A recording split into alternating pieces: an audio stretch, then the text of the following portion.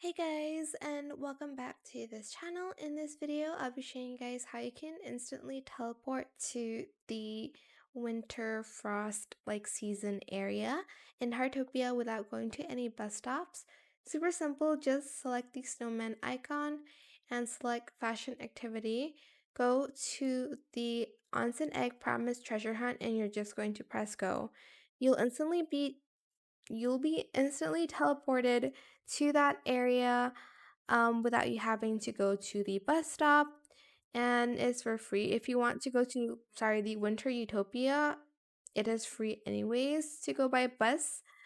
But yeah, that is it for this video. I hope it was helpful for you guys. Don't forget to like, comment, share, and also subscribe to this channel if you haven't done that already.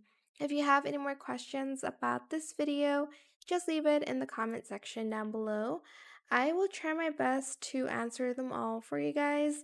And if you found this video helpful, please click the thanks button as well. That is it. Thank you so much for watching. Bye.